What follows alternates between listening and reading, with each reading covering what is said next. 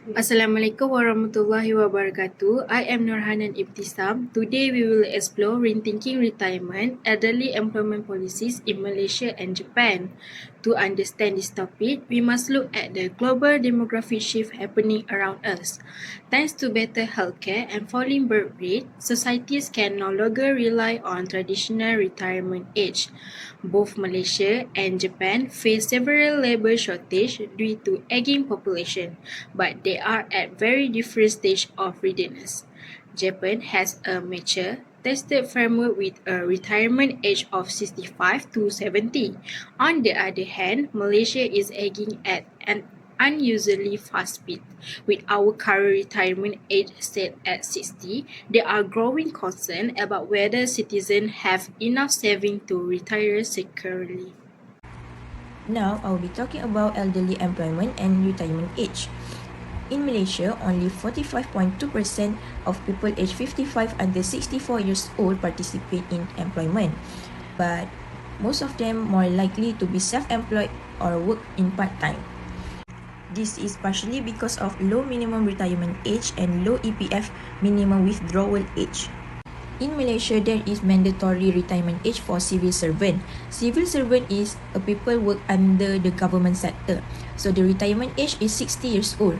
For private sector, retirement age is 60 until 65 years old according to the company.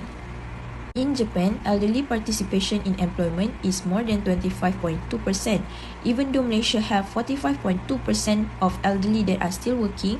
But in Japan, this percentage is for elderly that age 65 years old and above, but they are still working. This happened because of Japan's employment policy. Japan set retirement age at 60 years old, but people in Japan doesn't receive their pensions until they reach 65 years old. To cover the 5 years gap, companies in Japan must give their employees to keep working until 65 years old if they want. This policy makes elderly working out of their necessity but not choice. There are four types benefit in Malaysia. Let's move into the legal protection established under Malaysian law. The primary law protecting senior workers in the Minimum Retirement Age Act 2012. This legislation guarantees private sector employees the absolute legal right to keep working until the age of 60. Any company contract or clause that tries to force an employee to retire before 60 is completely void and invalid. To support this law, the government encouraged businesses to hire older workers through employer tax incentive. Companies can claim a further tax deduction on wages paid to full-time Malaysian employees aged 60 and above. To qualify, the employee's monthly salary must not exceed RM4,000. This makes older worker a highly practical and attractive option for employers. Next, we address direct financial aid and healthcare subsidies, which are vital for reducing the cost of living for seniors. For low-income seniors, the Department of Social Welfare or JKM provide cash assistance through the Bantuan Warga Emas program. Qualified individuals receive a monthly allowance of RM600 to help cover daily expenses and support independent living. At the same time, public healthcare offers massive subsidies to keep seniors healthy.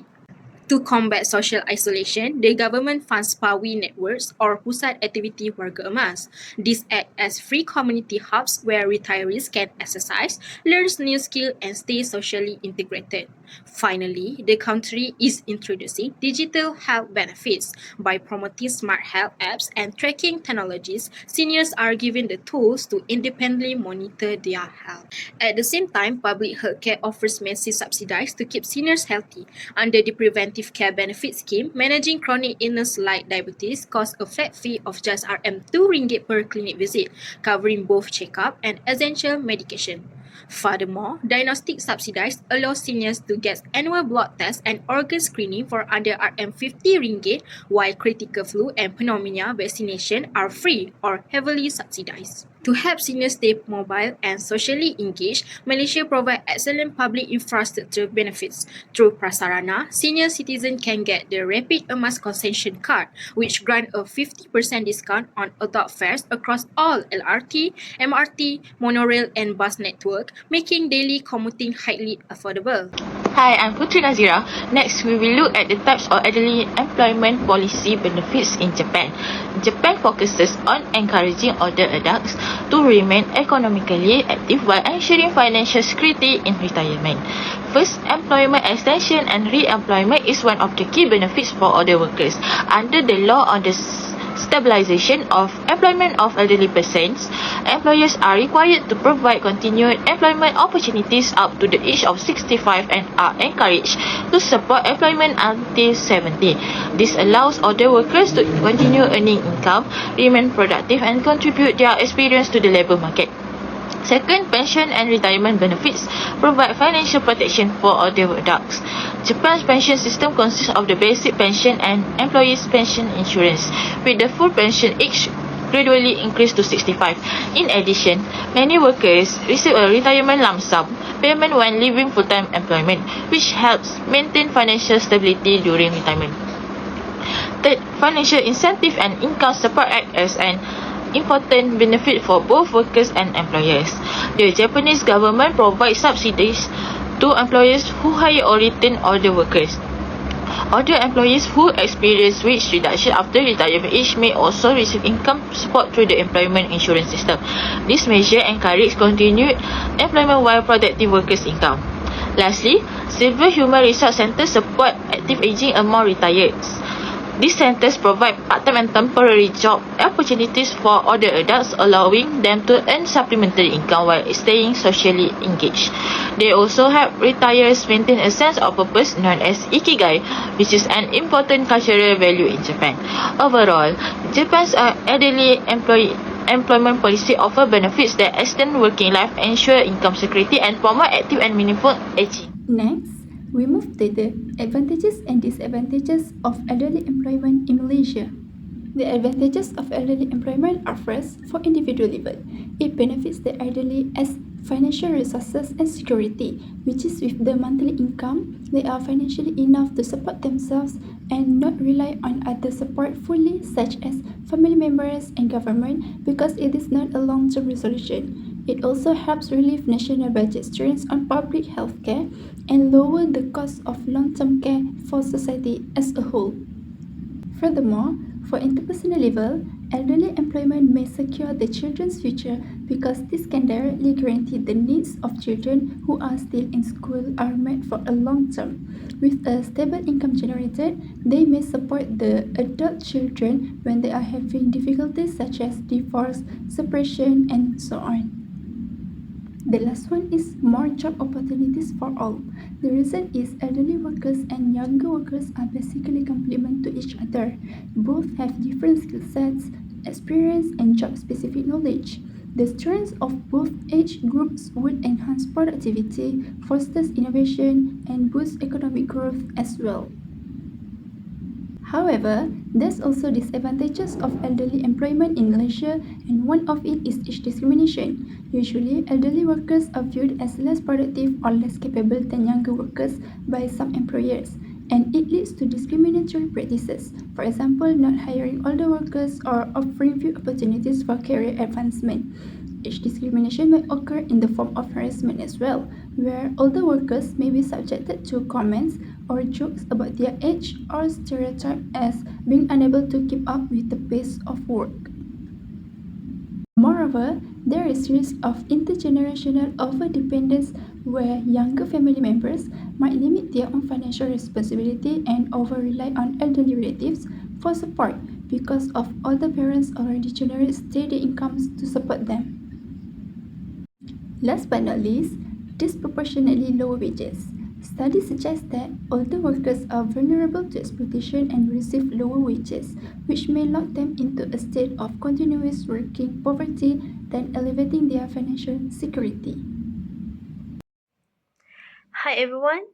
Today we're looking at a topic that is reshaping the modern workforce, particularly in Japan, which is the elderly employment. with the aging population.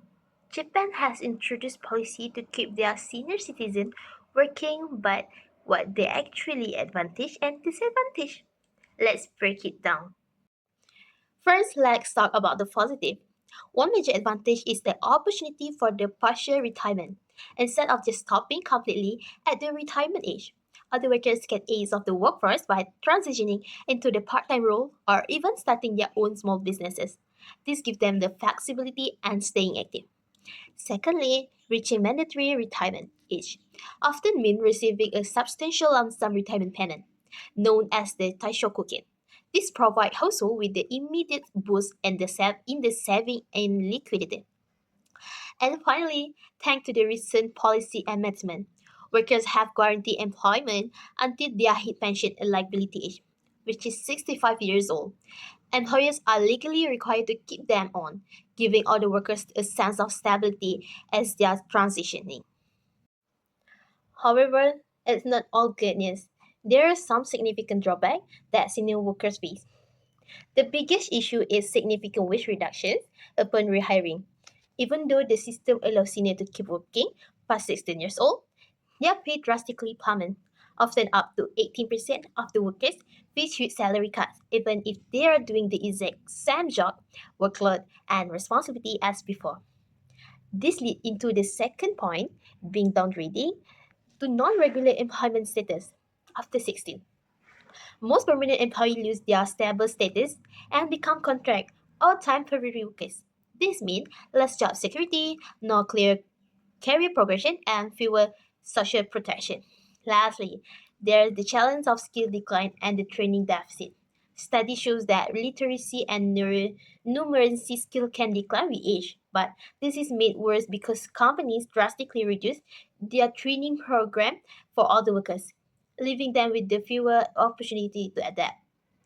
So, while Japan approach ensure to older citizens have pathway to stay employed and financially secure up to pension age, the reality often involve massive pay cuts and drop in job security. It's complex balancing act between economic necessity, fair treatment for seniors. To wrap things up, let's look for the both elderly employment policy in Malaysia and Japan. For the first aspect is employment participation. In Malaysia, 45.2% of those aged 50 to 64 are employed. 43.1% of those aged 60 to 64 are self-employed or part-time.